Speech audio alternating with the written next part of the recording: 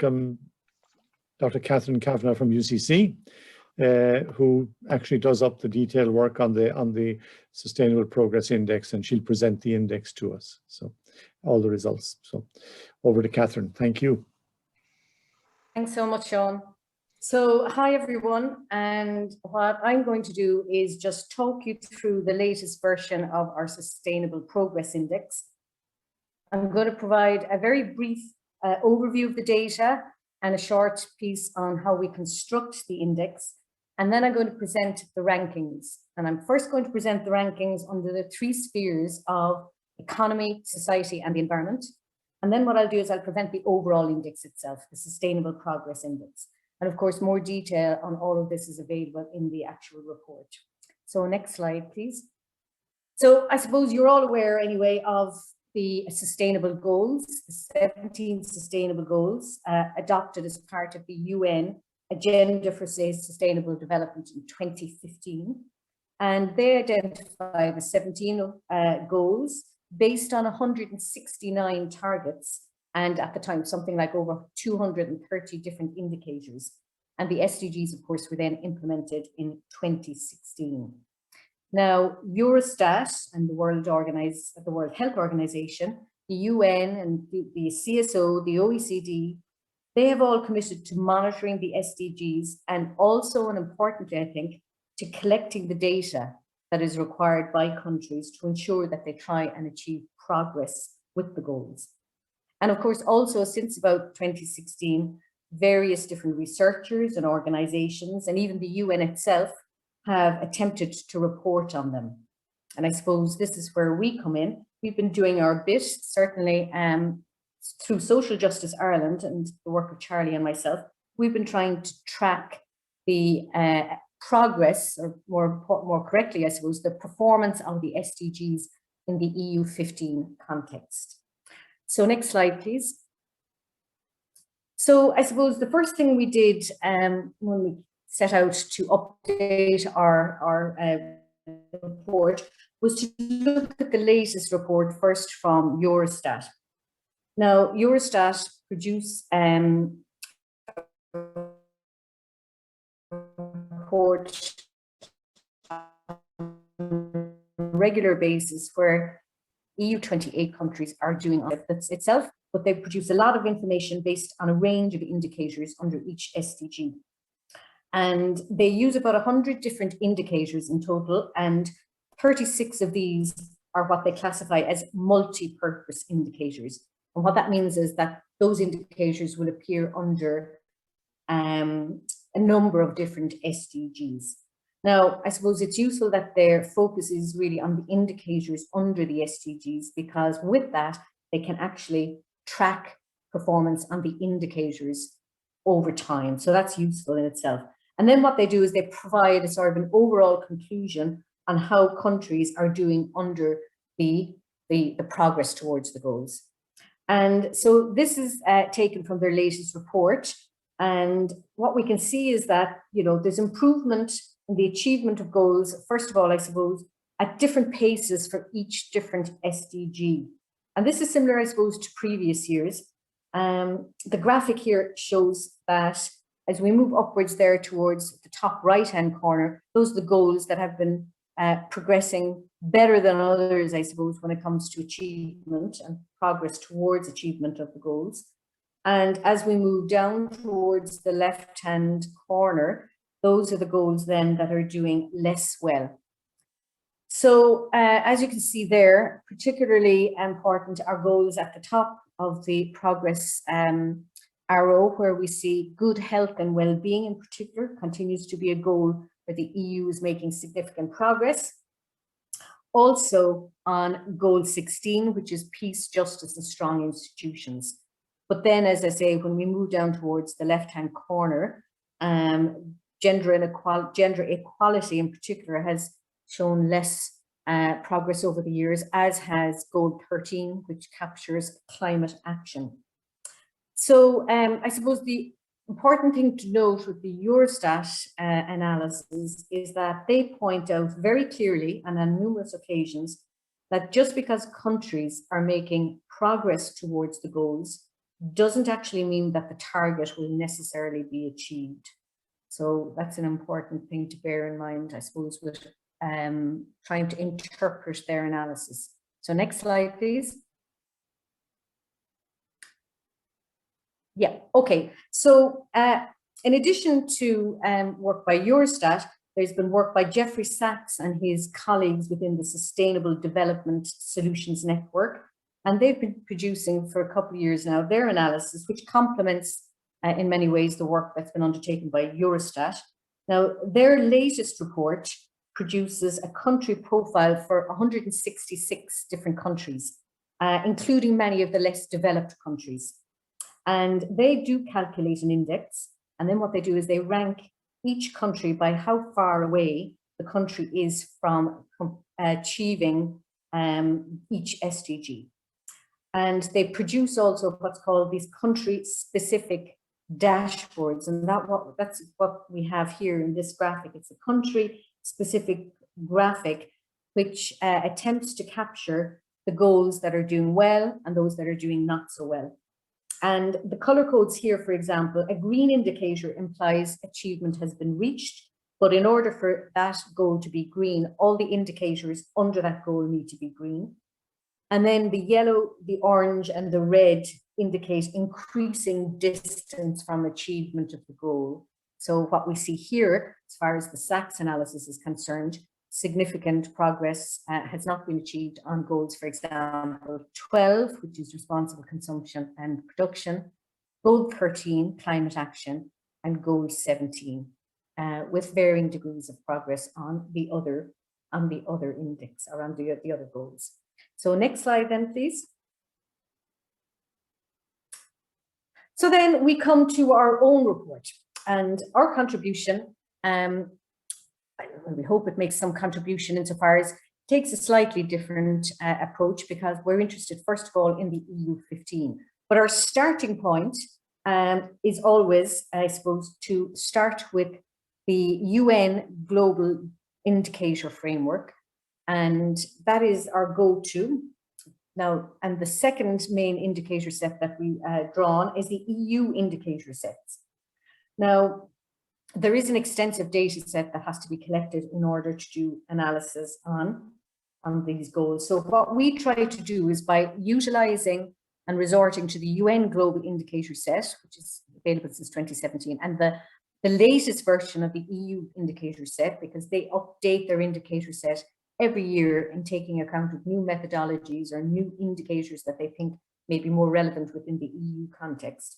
So we try to make sure, therefore, our data set, our final indicator set, is as closely aligned with those as possible. Now, next slide, please. And so we then use a number of different criteria in order to select our data. So as I said at the beginning, our focus is the EU 15, because what we want to do in our piece of work is compare Ireland relative to its peers, relative to the countries that have a similar level of performance to Ireland. So in terms of relevance and applicability, our data that we choose must be directly related, or at least relevant, to monitoring the SDGs, and any indicators that aren't relevant are excluded. For example, some of the indicators under the UN data set include things such as wasting and undernourishment. Now, they are less relevant, we feel, to the more developed countries within the EU 15, so we exclude those.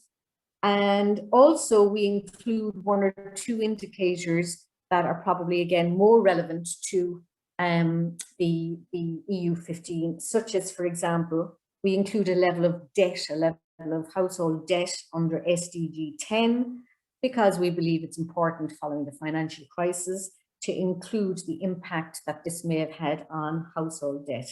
So relevance and applicability is covered in that case. So then we resort to making sure that we have quality data, and all our data is published from international sources and not, reputable sources, and including some non-government organizations, such as, for example, we resort to the Gallup reports and the Transparency International for some data. But the important thing is it's the most reliable data available to try and capture progress on the goals. In terms of coverage, we try to ensure that all the data we use is available for all 15 countries. That's one of our key criteria. And finally, that the data is the most recently available. As far as possible, all our data is in the most recent year. Now, for most of the indicators, that's 2019. But for some, it might be slightly older, is in 2017, 2018. We try not to go back any further than that. And I suppose the other thing to just note is clearly then, this means that our analysis here is pre-COVID. And so it doesn't take into account any of the COVID measures which will have been introduced in 2020 by many countries.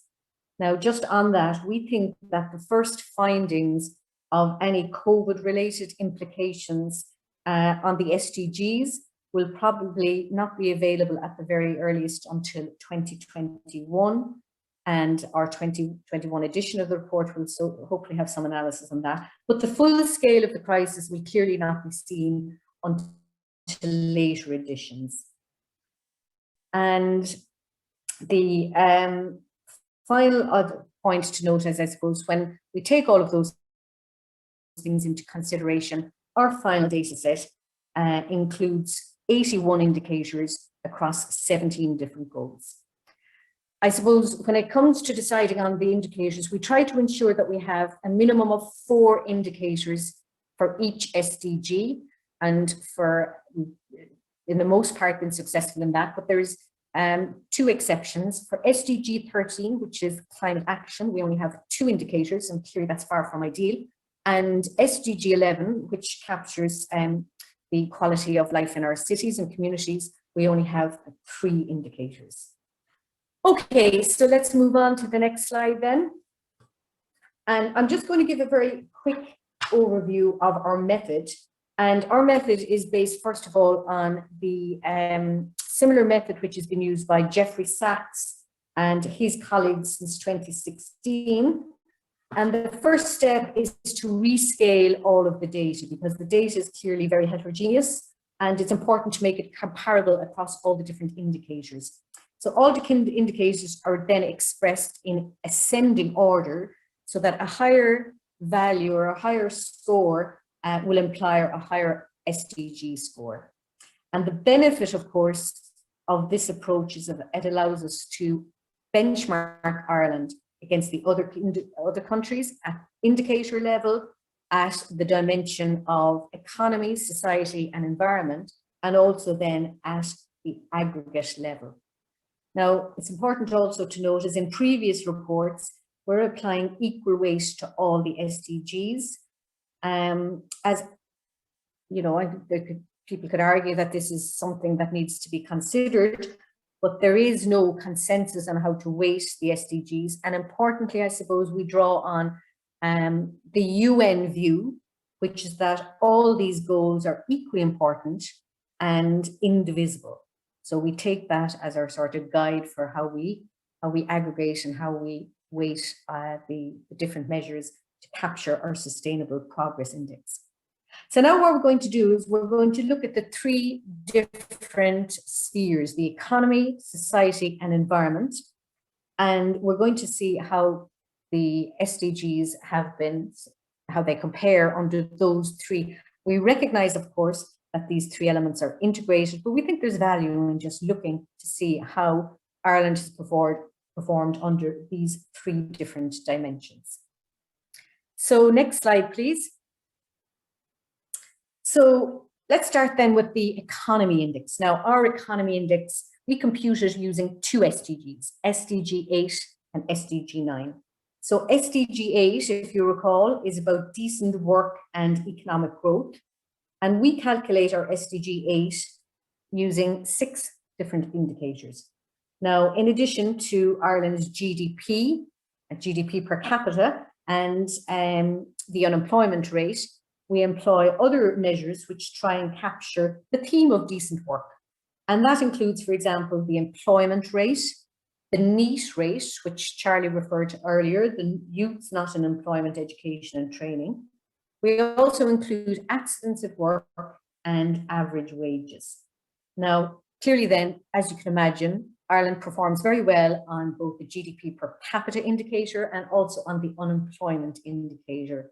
But less favourable a picture is painted if we include the other different indicators that try and capture the theme of decent work. So our overall ranking for SDG 8 comes in at 9. However, our economy index also includes SDG 9, and the SDG 9 is all about, remember, industry, innovation and infrastructure, and trying to promote increased access to financial services and ICT, and it recognizes the importance of research and innovation. So we use 4 indicators to capture SDG 9, and the overall ranking on that is actually 12. So when we combine both our goals, our SDG 8 and 9, to capture this broader measure of the economy, we end up with a ranking of Ireland, as you can see from the table here, at 10. So Ireland is ranked 10th on the economy. So I suppose point to note is that, you know, despite improvement in the usual measures of GDP and the unemployment rate, our broader measure here of the economy, which takes in 2 goals, you know, perhaps paints a less favorable picture. Moving on then to our next index, which is the Society Index. Our Society Index here now is calculated using 8 different SDGs. And it includes SDG 1, which is about no poverty in all its manifestations. We use 4 indicators, including a measure of those underneath the poverty line, the 50% poverty line, but other indicators that particularly are used by Eurostat. And Ireland is ranked 9th on the SDG 1. SDG 2, which is about no hunger. Now, I suppose it's important to recognize that no hunger is one of those indicators where at the EU level, it's mainly about food security and sustainable agriculture. There are no major issues about food security overall at the EU level in terms of sufficiency and supply, at least. And certainly at the EU level, achieving healthy diets and ensuring agricultural systems remain productive and sustainable. Those are, I suppose, the key challenges within the EU. The EU's key problem under SDG 2 is obesity, and it affects about 15% of the adult population in the EU in 2017. Ireland doesn't do well on this indicator either. Our obesity rate is the second highest in the sample that we have here, with approximately 25% of the people in Ireland categorised as obese. Overall, Ireland's rank is 12 on SDG 2. Then we move on to SDG 3, looks to ensure health and well-being. And this SDG also focuses on the behavioural aspects of people's behaviour, I suppose, under environmental risks. So it includes things such as life expectancy, maternal neonatal mortality, subjective well-being measures are in there, and so on, including other indicators that try to measure death through chronic diseases. The incidence of alcohol is in there, the incidence and prevalence of smoking is also included. And in total, when we allow for all of those different indicators, Ireland scores a ranking of 7 on SDG 3. Moving on to SDG 4, that's quality education. And that deals with the access to equitable and quality education through all stages of life. That's important to mention. And this actually is one of the SDGs where Ireland does very well.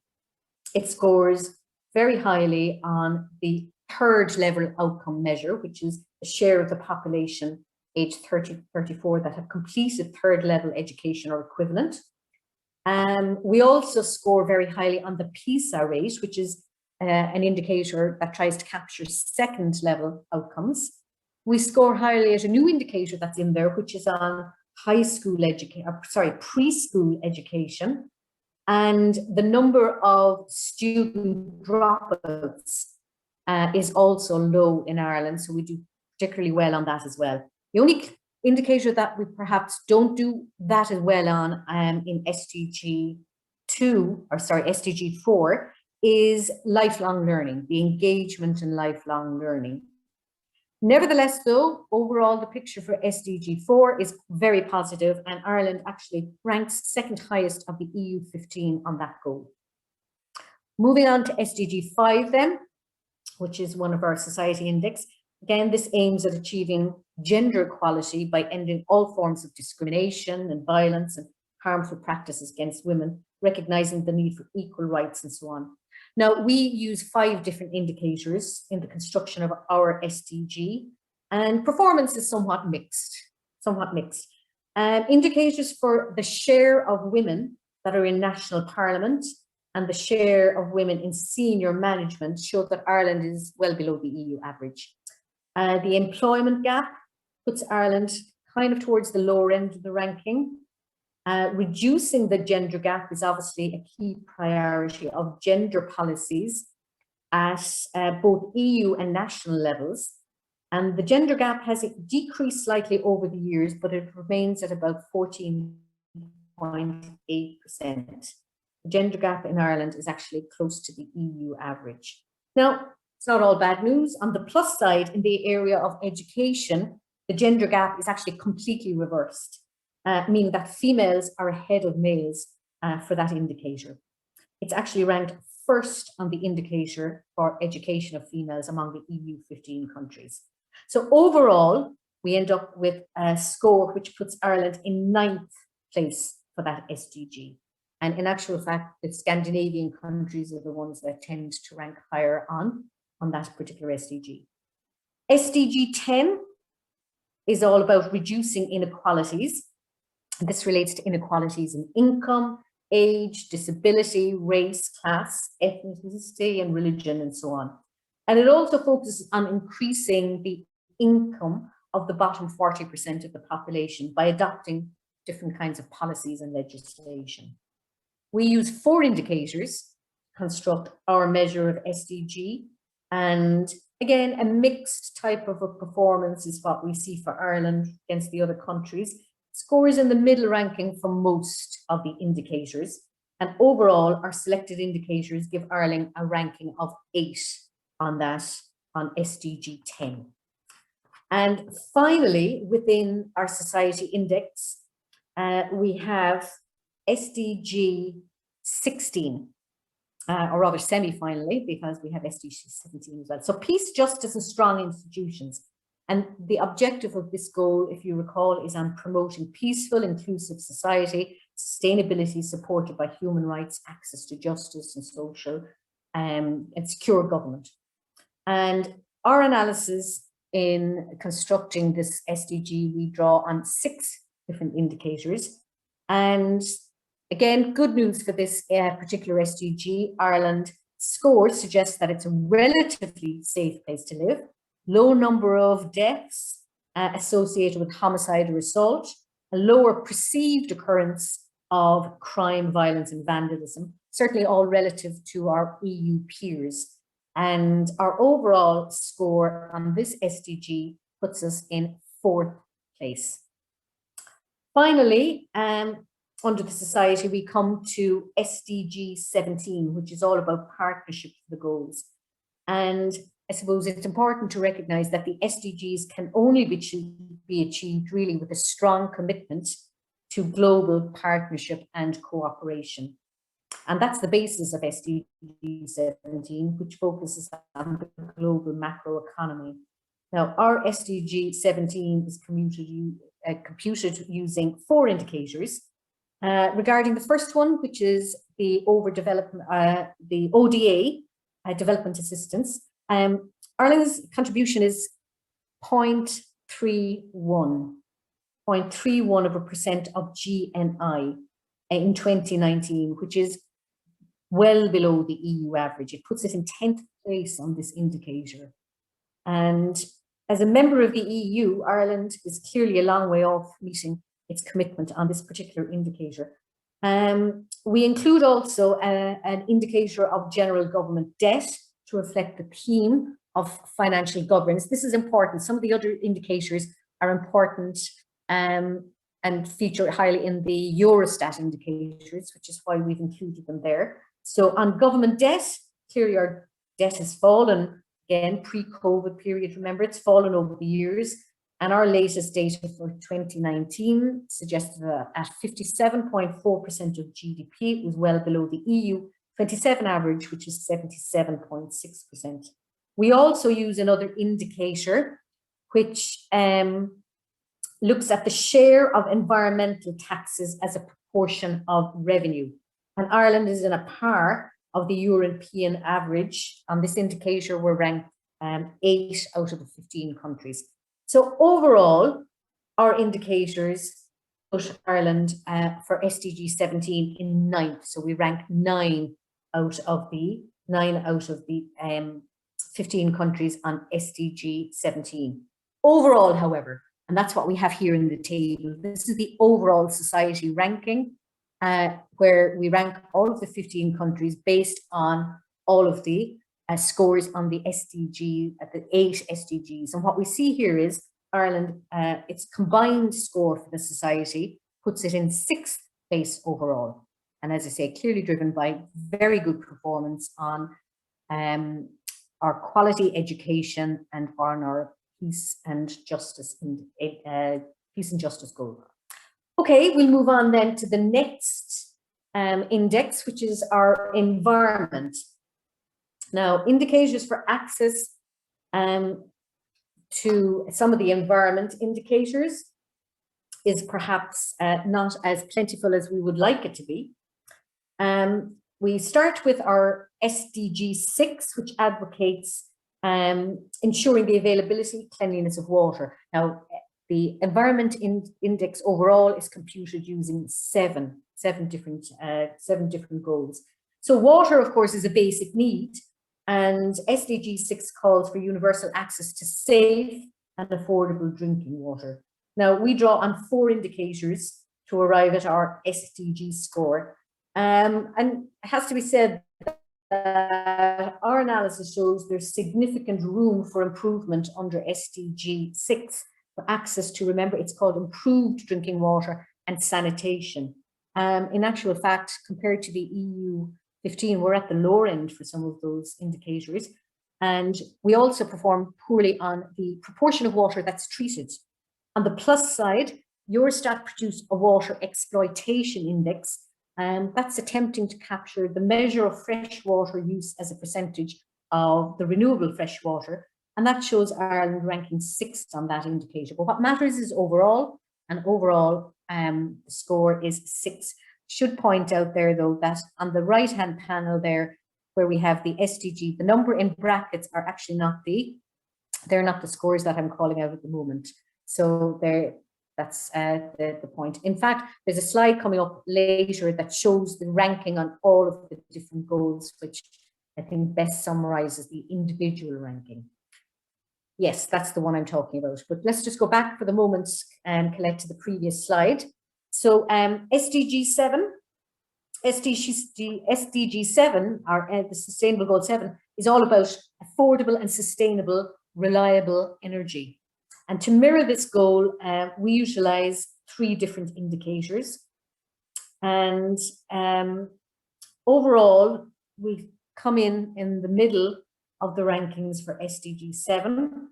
And I suppose, you know, that's not something that we should be terribly proud of, but certainly there is room for improvement.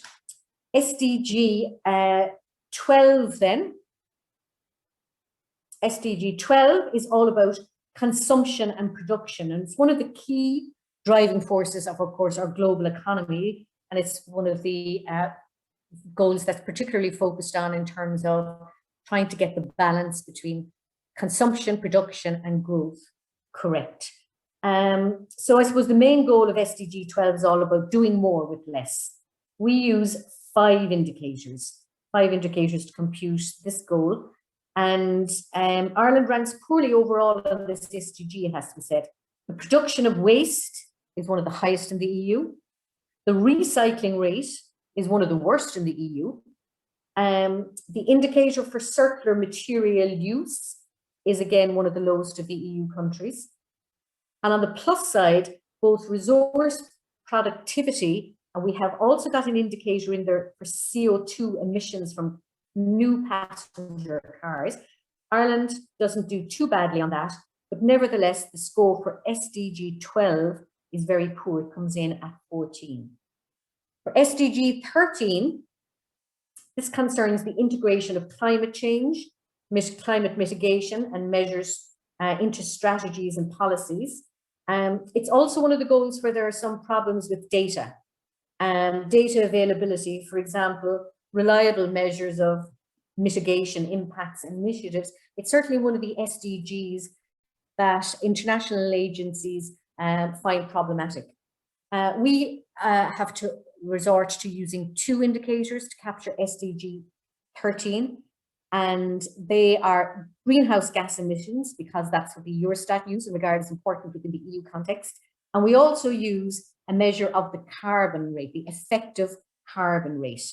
And Ireland is ranked second on second last on the greenhouse gas emissions, and also ranks quite poorly on the carbon rate, the effective carbon rate indicator. Overall on that score, Ireland performs 13th out of 15 countries. SDG 14 and 15 are the final two goals under our Environment Index. And SDG 14, the goal, of course, of that goal is all about life underwater. The aim is to conserve and sustain the use of oceans, seas, and the marine resources. Now, again, country-specific data is a problem for this goal. Eurostat resort to using a global ocean measure, but we include a measure that captures an attempt to, I suppose, estimate oceanisticity at country level, which is based on a report by called Sea All Around Us. We also include measures of sustainable fishery, and our indicators overall, we use 4 of them for this goal. It gives Ireland a ranking of 6 out of the 15. And finally, for SDG 15, again, this is one of the goals along with SDG 14 that incorporates environmental considerations for all EU countries, and it aims to protect, restore, and promote conservation, sustainability of ecosystems. We eventually settle on using 4 indicators for this goal. Now, the performance on this goal is actually not too bad. It's ranked at 4 out of the 15, mainly driven by the share of protected areas and the share of protected fresh waters. Those are 2 of the key indicators that we utilize.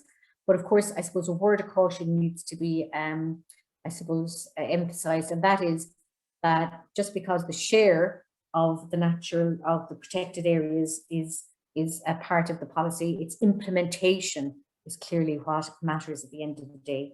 So combining all of these 7 different goals, we end up with an overall environmental index, which puts Ireland, very unfortunately, at the very last of the ranking. So Ireland is ranked 15th out of the 15 countries. Now, if we go to the next slide, I think we see more clearly the actual individual. Yes, here we have the individual goal rankings, which leads to the overall dimension ranking. So you can see there the economy is ranked 10th out of 15 countries, but it includes SDG 8, which is ranked 9th, and the SDG 9, which is ranked 12th. Now, I suppose if we look down again at the environmental index, we can see Ireland coming last place. And as you can see, clean water, SDG 7, which I didn't pay as much attention to there, is actually very poorly ranked as well. It's 14 out of the 15 countries, as is SDG 12 and climate action coming in at 13th. So what can we say about this? Well, if we're looking at the 3 different dimensions, I think what we see here is that there's significant challenges. And this is, I suppose, it certainly is supported, if we're looking for support in any way, by the work of SACS and what Eurostat have produced, because they're seeing similar type of performances for Ireland under the different elements of the different goals. So we think that there's significant challenges ahead, particularly for the environmental goals, where Ireland is ranked last out of the 15 countries. But indeed, our broader measure of economy also shows that there's significant room for improvement. We rank, by the way, in the top 5. We rank only, there's only three of the SDGs are ranked in the top 5, and you can see those there.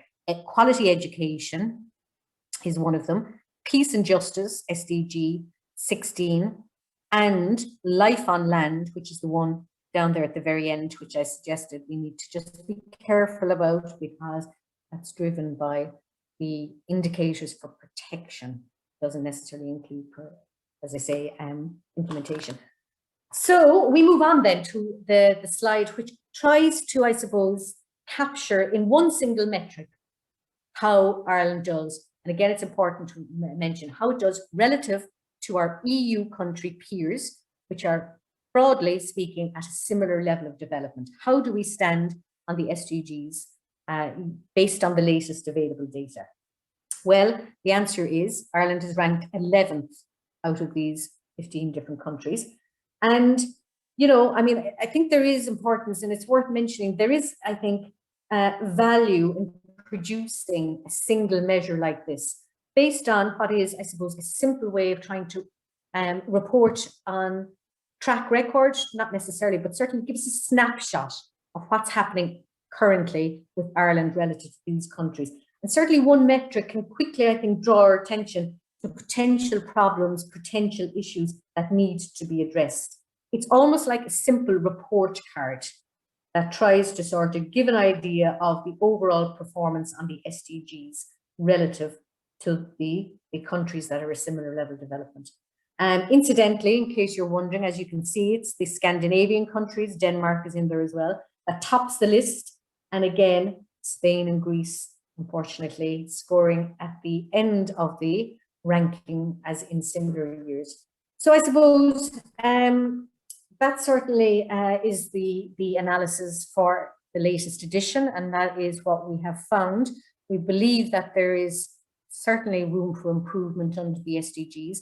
And I suppose in all of this, our emphasis has been to try and, you know, open up the conversation, make sure that the SDGs remain very much at the top of the policy agenda. We need to talk about them. We need to be discussing them. We need to be ensuring that we try to achieve these goals. 2013 is not such a far long distance away anymore. So thank you for that. And I'm now going to pass you back to Colette. I believe we're going to have a little bit of a comfort break first, but I'll pass you over to Colette, who will let us know what's happening. Or Sean.